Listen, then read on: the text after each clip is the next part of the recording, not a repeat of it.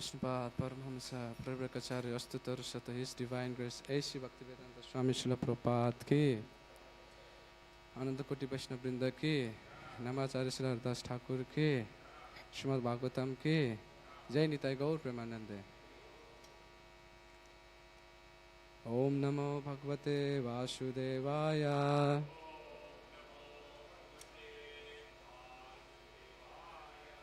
Om Namo Bhagavate Vasudevaya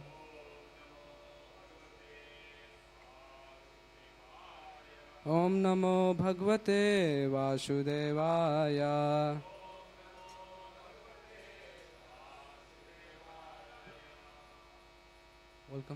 Welcome to today's Bhagavatam class. We are reading from Canto 4, Chapter 7, Text 10. Tada Brisadvaja Dvaisha Kalilatma Prajapati Siva Bhalokat Avavas Charat Dharat Ivamalaha Tada Brisadvaja Dvaisha Kalilatma Prajapati Siva Bhalokat Avavas Charat Dharat Ivamalaha Tada Brisadvaja Dvaisha Kalilatma Prajapati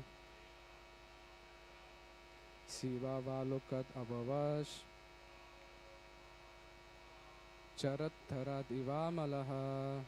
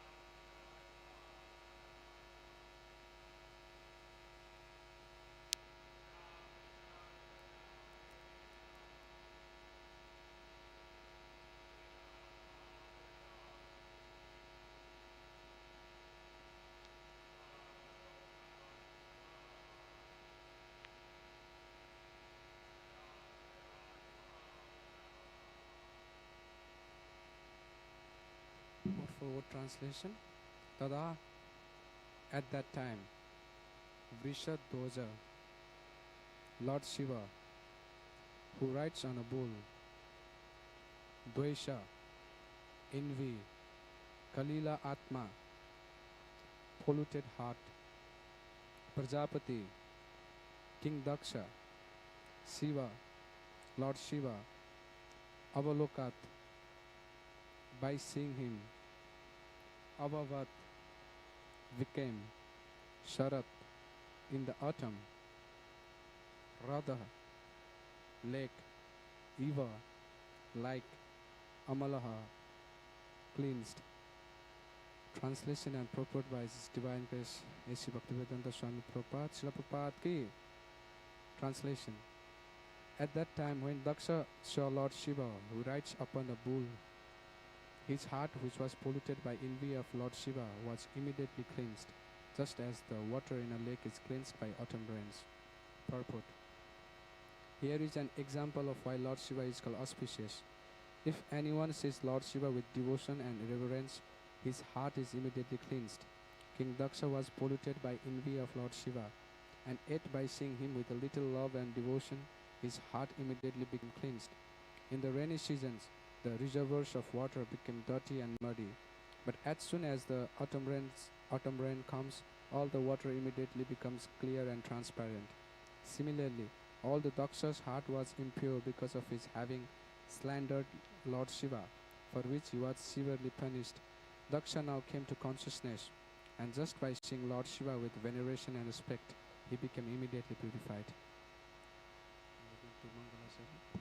Om Ajnanatimirandasya Gyananjana Chakshurunmilitam Ena Tasmai Sri Guruve Namaha Sri Chaitanya Manovistam Stapitam Nena Bhutale Swayam Rupa Kadamayam Dadadesho Padantikam Vandeham Sri Guru Sri Yuta Patakamalam Sri Guru Vaishnavam Cha Sri Rupam Sagrajatam Shahagana Raghunathan Tam Sabjivam Sadvaitam Shabdutam Parijana Shaitam Krishna Chaitanya Devam Sri Radha Krishna Padan Shahagana Lalita Sri Vishakanta He Krishna Karuna Sindhu Dina Bandhu Jakatpate Gopesha Gopika Kanta Radha Kanta Namastute Tapta Kanchana Gaurangi Radhe Vrindavaneshwari Vrishvanu Shute Devi Pradmami Hari Priye Vancha Kalpataruvasha Kripa Sindhu Vayevacha Patitanam Pavanebhyo Vaishnavebhyo Namo Namaha Jai Shri Krishna Chaitanya Prabhu Nityananda Sri Advaita Gadadara Srivasari Gaura Bhaktivinoda Hare Krishna Krishna Krishna Hare Hare Hare Rama Rama Hare. Thank you everyone for coming for today's Srimad Bhagavatam class. So today we are discussing about the sacrifice which has been performed by Daksha.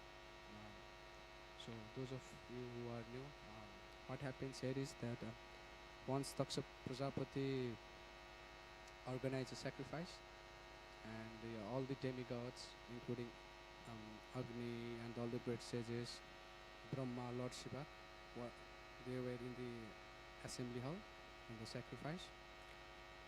As soon as Daksha comes in, generally Daksha, the word Daksha itself is called perfect, is expert, and the effulgence of Daksha was very much effulgent. As soon as he entered the assembly, the effulgence of Brahmanas who were doing the yajnas, they were covered. Daksha Prajapati was that effulgent. But as soon as he enters the assembly, everyone stands up just to greet him, except for Lord Brahma and Lord Shiva, because Lord Brahma is the father of Daksha Prajapati, so there is no need for him to stand up. And Lord Shiva, he is always in meditation of Vasudev, and he was in meditation, he was in trance, so he was unaware of Daksha Prajapati's entrance. So Daksha Prajapati, he was in high parentage, he was very opulent, he was very expert, and because of all this qualification, he has developed the pride inside his heart. And seeing Lord Shiva not standing up, then Daksha Prajapati insults Lord Shiva. Then after it, then their counter cursing happens between the followers of Lord Shiva and Daksha Prajapati. Meanwhile, Lord Shiva just leave the assembly hall because he being the topmost devotee, Vaishnava.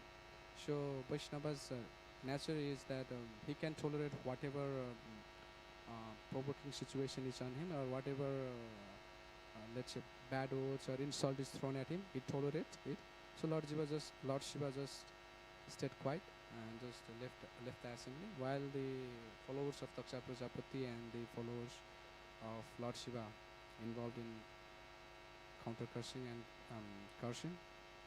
And this way, Mother Sati was also very excited to see her family members, especially her mothers and her sister.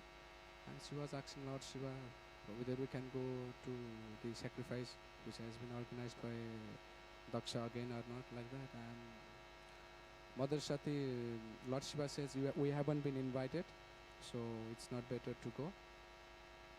But somehow Mother Sati goes to the sacrifice, and he sees that the Lord Shiva, who is usually given a portion of a sacrifice, like how for Agni Deva there is one portion of sacrifice, then for Vishnu there is, then for Indra there is, like that for Lord Shiva also there is a part of portion of sacrifice. So Lord Shiva was not included in that. There was no any seat for Lord Shiva there. Seeing this, Mother Sati becomes very aggrieved and disappointed, and she, out of her own mystic power, she gives up her body. And then there happens a big fight. Lord Shiva gets angered, and just to correct the demigods and Daksha Prajapati, Lord Shiva picked up one of the hair from his head and brings Balabhadra and the followers of Lord Shiva, or associates of Lord Shiva, goes and fight with the followers of Daksha. In this way, lot of mess was there. Sages, Birguj, it is mentioned that Birguj beard was taken out, like that Daksha Prajapati heads was cut off, like that it's mentioned there. And seeing this mess, naturally demigods goes to Lord Brahma to, what can we do now? How can we rectify this? They go towards Lord Brahma, and Lord Brahma takes demigods to the Lord Shiva in Kailash. So before this process, there was description of Kailash there, how Lord Shiva, along with other sages, he was meditating there. Like that, there was a lot of beautiful description about Kailash. And here, Lord Brahma approaches Lord Shiva on behalf of demigods, and demigods were also there, sages were also there. And they ask for forgiveness, and Lord Shiva says, I'm not offended by these demigods. They are like a childish. Just to check them, just to correct them, I did this. I'm not offended or by the behavior of demigods. Lord Shiva says like that. So in purport, Srila Prabhupada was saying that just as a father sometimes checks his son, checks his daughter, checks his or her child, from doing naughty activities or bad activities, which eventually will bring some bad activities on child, bad behavior on child. Similarly, Lord Shiva is also correcting demigods here by giving them punishment. And this is the nature of a Vaishnava. A Vaishnava is always merciful. Lord Shiva is called Asutosh. Asutosh means which is easily satisfied. So as soon as demigods and Brahma came to ask for forgiveness, then Lord Shiva easily forgive them. And I was hearing in my Guru Maharaj's lecture, he was saying the nature of a sadhu is to not to take an offense. He never takes an offense. So that's the nature of sadhu. So if we see in this verse, it said that at that time when Daksha saw Lord Shiva, who rides upon a bull, his heart, which was polluted by envy of Lord Shiva, was immediately cleansed, just as the water in a lake is cleansed by autumn rains. And Prabhupada is saying here in the purport that this is the reason why Lord Shiva is called auspicious. If anyone sees Lord Shiva with devotion and reverence, then his heart will get immediately purified. Beforehand, we see that when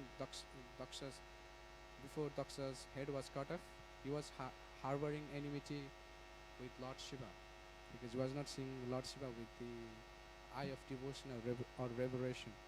He was developing that harboring enmity inside his heart, that enviousness inside his heart. But as soon as when he gets a new head, by the mercy of Lord Shiva, he gives a new head for goat, and he sees he sees that Lord Shiva with the devotion and reverence, and his heart gets purified. So there is verse in Srimad Bhagavatam, first canto. It said that when one takes bath in Ganga for a long time, not just one time, two time, or three time, for a long time, then he gradually get purified internally and externally. But if one gets a darshan of pure devotee, if one comes in association with a pure devotee of Krishna, then he gets immediately purified. So there's one verse in Srimad Bhagavatam in first canto. So this is the glory of pure devotee. Lord Shiva himself is a Vaishnava Nam Yathasambha. Is the topmost Vaishnava. Among the Vaishnava, Lord Shiva is considered the topmost. So by seeing Lord Shiva, Daksha's heart was purified. And if we see at the Shastras,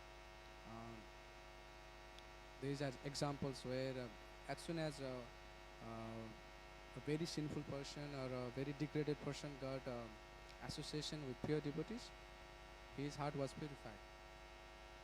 Because anyone can recollect or can give any example from Shastra where initially a person was very sinful and degraded, but as soon as he got the association of a pure devotee, started to become a Vaishnava. Anyone can give example? Yeah, Jagamadai. Mirgari the hunter. That's the perfect example. Mirgari the hunter. So this story is mentioned in Chaitanya Charitamrita. I think it's Mahaprabhu is saying to Sanatan Goswami about this story. Is it Sanatan Goswami? I think Sanatan Goswami. Mahaprabhu is saying to Sanatan Goswami, and he is narrating the story. When Narad Muni is meeting Lord Narayan in Vaikuntha, and when he's returning back, so he wanted to take a bath in Prayag. There is a confluence of Ganga and Yamuna. So he wanted to take a bath in Prayag.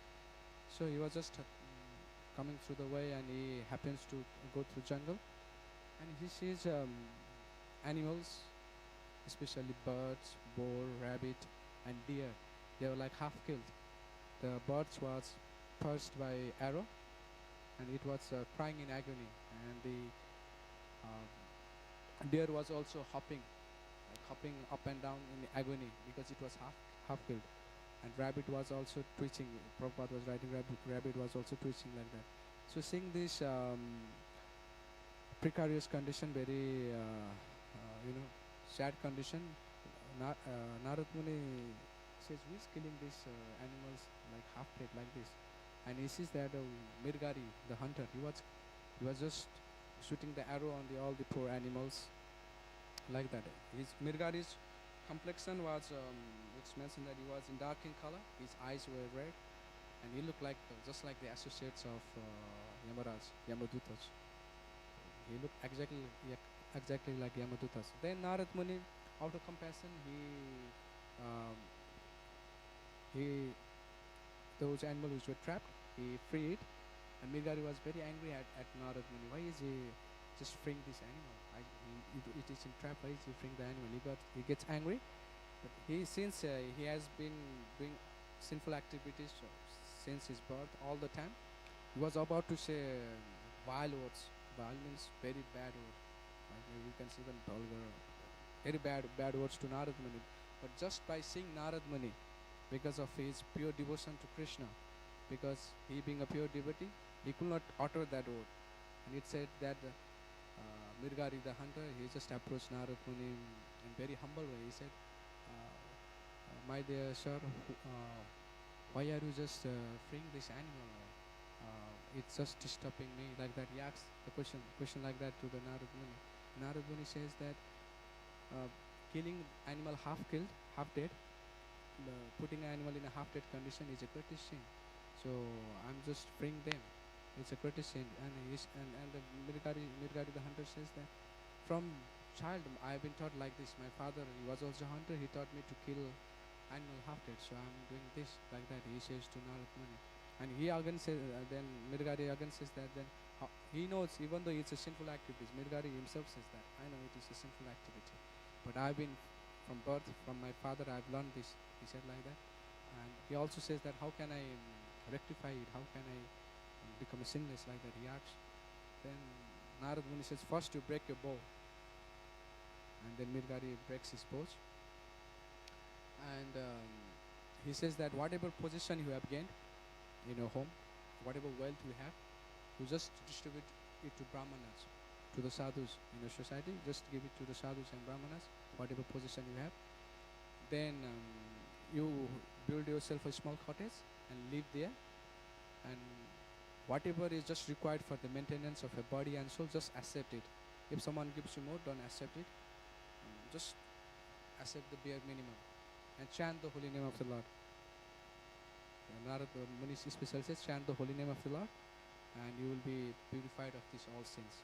Because it is said that the best sadhana or the best practice for God realization is the chanting of the holy name. Nothing is as powerful as the chanting of the holy name. Especially in Kali Yuga, the chanting of holy name is very much. It's very much considered the topmost. There's a sloka in Brihan Narada Purana, I believe it's Brihan Narada Purana. Kalu naste eva naste gatiranyatha. What's the sloka? Hare Nama eva kevalam. Kalu naste eva gatiranyatha. There is no other way. There is no other way. There is no other way other than chanting the holy name of the Lord. Chanting the holy name of the Lord is the way of deliberation in the Kali Yuga and is the most powerful. So Narad Muni, he asks Mirgari to chant the holy name of the Lord and accept whatever bare minimum for your survival. And Mirgari does same. And the people from his society, around the society, sees that the hunter, who is very sinful person, has become a Vaishnava. And they were amazed with this, and they just went towards his cottage just to see him. And they brought him a lot of food grains, a lot of fruits, just to offer him. Like, they brought so many food grains and food that it was enough for more than 20, 30 people, to feed 20, 30 people. And Mirgari, following the instruction of Narad Muni, just accepts whatever is required for him and just give whatever was extra. He doesn't accept whatever is extra, he just accepts whatever is required for him. And one day Narad Muni says to his friend Parvat Muni, I have one disciple, let's go and see him. And Narad Muni and Parvat Muni comes to see Angira and Mirgari. And Mirgari says Narad Muni and Parvat Rishi is coming there. And he immediately tried to offer his obeisances, but he sees an ant there. And he just slowly, gently take away the ant so that they doesn't get killed, and he does dandavat there. So this is the power of pure devotee. As soon as one gets the darshan of a pure devotee, he immediately gets purified. And similarly, there is other instance of Ratnakar Daku. Most of you know the Balmiki, who was Ratnakar Daku. He was Daku. Daku itself means dacoits or vulgar or like that. He used to rob the people in the night, in the jungle like that. And Narad Muni was Narad Muni. He came in association of a Narad Muni, and he became a great sages, and who eventually write Balmiki. So here in this verse,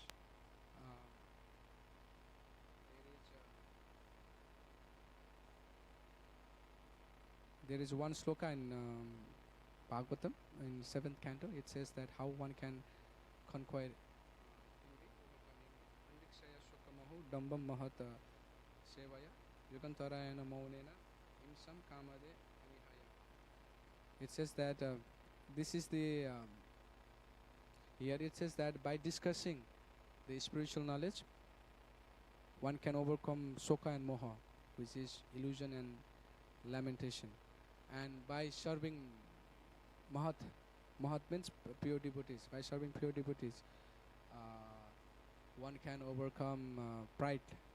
One can become free from pride if one serves the pure devotee. And if one is not advancing in mystic yoga, yoga, then it says that one is to observe the power of silence. Similarly, to conquer in envy, one has to abstain from sense gratification. This sloka says that to conquer envy, one has to reduce his activities of sense gratification. Generally, this tendency of sense gratification comes when we naturally wants to enjoy more and more, wants to enjoy these material objects. That material objects can come in any form, in the form of maybe new phones, or maybe in the form of new cars, or maybe in the form of big houses, or maybe in the form of men and women. So one can overcome this envy simply by stopping his sense gratification. It said like that in Bhagavatam. And there is one beautiful sloka also in the same, in the following sloka, which is called asankalpa jayat kamam krodha kama vivarjanat arthanarthik shaya lobam bhavam tattva vimarshanat. By making plans with determination, one should give up lusty desire for sense gratification.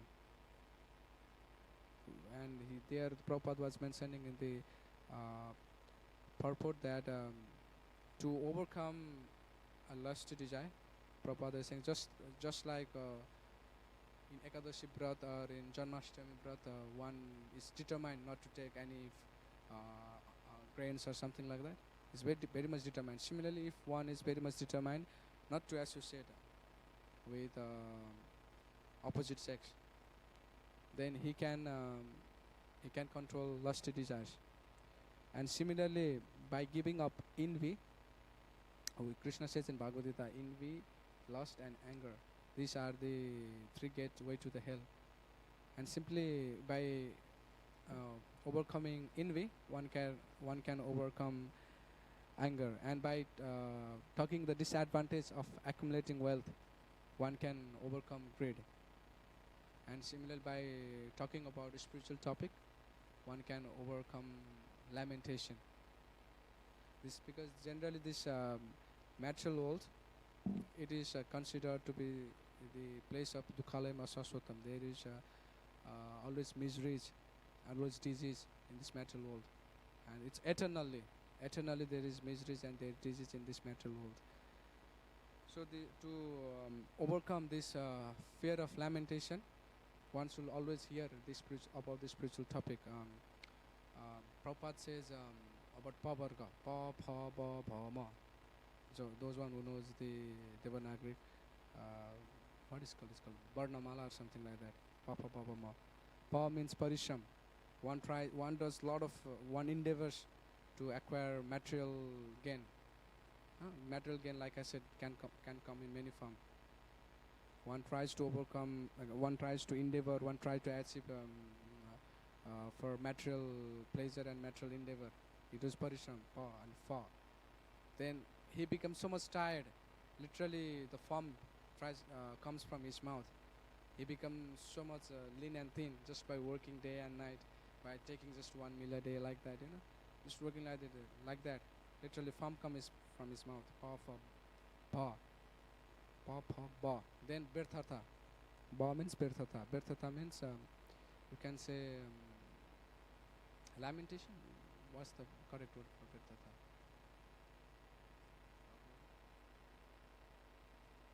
Yeah, like you feel a feeling of frustration. Birthatha means simply frustration. You get frustrated. I've been trying to enjoy this material world so long. I'm trying to accumulate a lot of money. I'm trying to make I'm trying to enjoy a lot of things, but you end up in frustration. Shastra says that like there is little happiness in material world. It doesn't say there is no happiness at all. There's little happiness in material world, but that is flickering. That's for short-lived, just for short time there is. Then again people start to feel frustrated, and then one gets frustration. Pa, Pa, Ba, Pa. Then after Bhaya. Bhaya means fear. And he thinks that, I've worked throughout my life. I've tried to achieve a lot of things throughout my life. I've wasted my life. Now, still he is in fear that now I'm going to die. I cannot protect this. I cannot keep it. I cannot take with me. And there is always fear that he's going to die. He's going to die, and there is always fear that as soon as he accumulates money, there is always in fear that someone will come and um, take it away. For example, in case of billionaires also, there is always fear that, oh, right now I'm in the toughest richest person now, will surpass me like that. There is always fear among all the rich person. They got hundreds of billions dollar, but it's still they got fear. They have frustration. They are not satisfied, and that's why they engage in philanthropic work. They try to help people. They try to build maybe hospitals, schools, or like they try to support disabled people like that, just to get that happiness. Because there is no happiness at all in the natural endeavor for wealth or something like that. Then finally mrityu comes, death, and he's not going to take any single penny. He's not going to take any single penny with him. And Shastra says that, and it is very, very true, that there is a life after death also, because the first aphorism, because the Gita says, Veda says that we are not the body, we are the soul. Then soul just, there is famous verse in Bhagavad Gita, just like from childhood to boyhood. What is that slok? Deino esmin yatha devaya komaram yavanam jara tatha dehan tara praptis tiras tatra namayati. Right? So the body goes from boyhood to adult to the old age. Like that, it changes the body, but the soul is there. But the soul will take the another form of body in the next life. So we are soul, we are not body. So the ignorance with us is that we try to identify ourselves with the body. So since we are soul, then whatever karma we do in this life, we'll get the body according to the karma what we did. In this life, we'll get the another body. And in another body, we are not going to take any single penny also. But what we are going to take, Shastra says that we are going to take bhakti, devotion. We are not going to take anything. We are not going to take even our father and mother, not even our child, we have spent our whole life with. Not even single penny. Not even needles also. It says that not even needle also we are going to take. But we are going to take a coin of bhakti, coin of Nam Japa, Harinam. We are going to take it. And just like how we are very much endeavoring to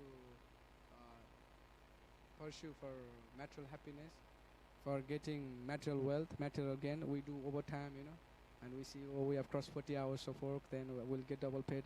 Let me do 10 more hours of saved, like that.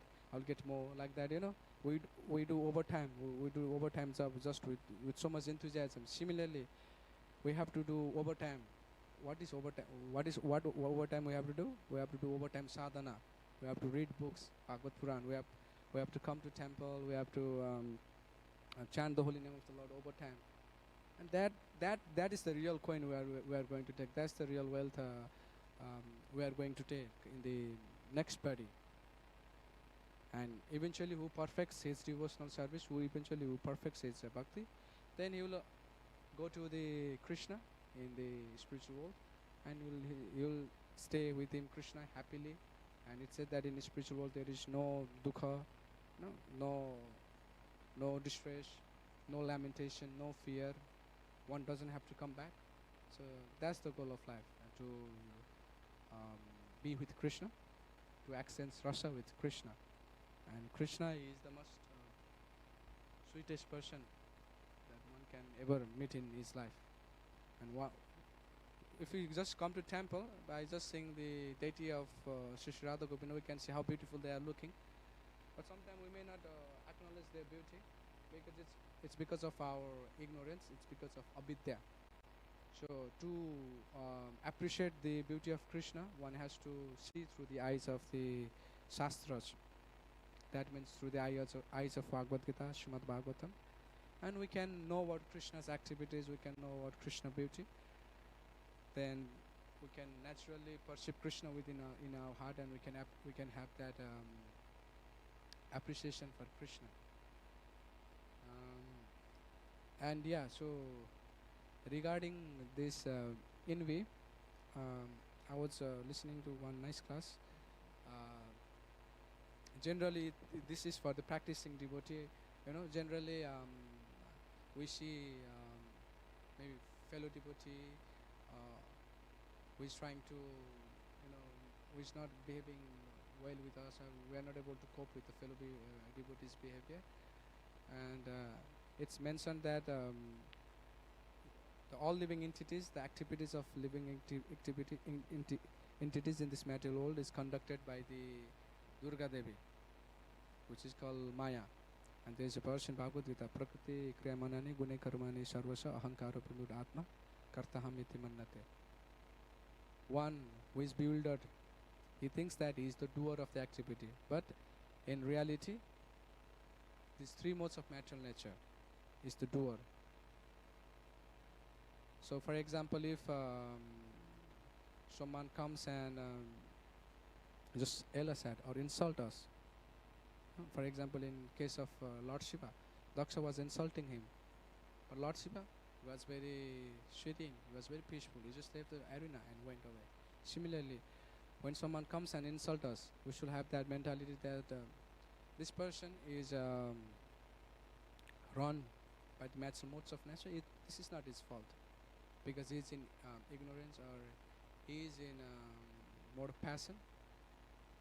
That's why he's acting in this way. But it's not his fault. It's not his natural state. He's actually a servant of Krishna. His natural position is the soul. Since he's the soul, since he's the servant of Krishna, his natural position is to serve Krishna. But right now he is in the modes of natural nature.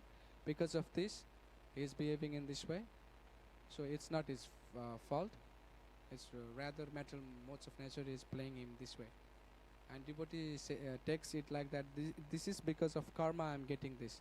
I had done something wrong in the past, so I'm getting this maybe this ill treatment or whatever happens in the course. He takes at this as is a past karma. And like I said, sadhu's nature is not to take an offense. He never takes offense in the behavior of fellow devotees.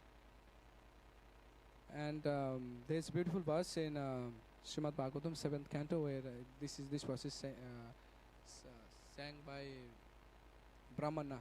Once Prahlad Maharaj met a Brahmana, and the Brahmana says, Naham ninde nachostame shobhava visham janam ete samsreya asase. He says that ete samsreya asase utaikat mayam mahatmani.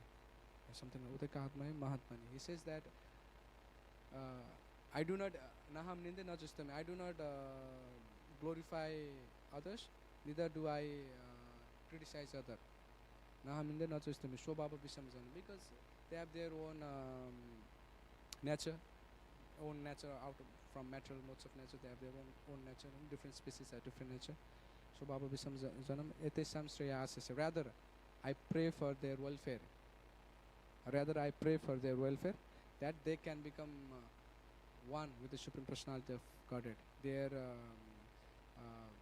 can become one with the Supreme Personality of Godhead. It's written like that. So,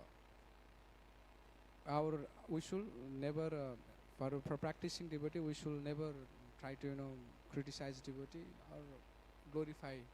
I mean, glorify doesn't mean that we should not appreciate devotees. For example, what happens is that sometimes we glorify devotee, we talk about devotees, and then again, this devotee he's a very nice singer, like that, We glorify, for example, he's a nice singer, he plays nice kirtan, nice mridanga, he gives a nice class, but other devotee doesn't give a nice class. In this way, we have a tend to commit offense. We glorify one person, and at the same time, we talk about other devotee, and we try to commit offense. This glorification doesn't actually result into progress. Actually, rather we are, making offenses by criticizing other devotee. So this point was a really nice point which I heard from the lectures. So yeah, this is pretty much uh, for today's class. So if anyone has any questions or any comments or any correction, please free to. Yes, Prabhu.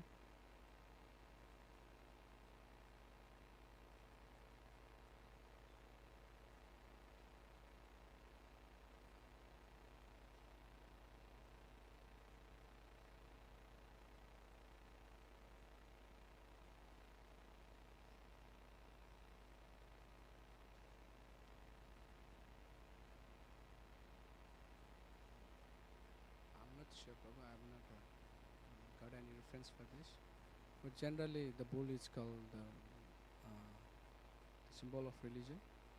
And in Srimad Bhagavatam is also there. So there's some verses. I think it's in Samundra Manthan or something like that. Lord Shiva is also called the protector of religion or something like that. From whom religions comes. It's mentioned like that in one of the verses of Samundra Manthan when demigods were glorifying Lord Shiva. So I can only recollect this much, but I don't have a proper, gender reference for this. Okay, Srimad Bhagavatam के जगत Prabhupada के Nitya Gaur Premanande.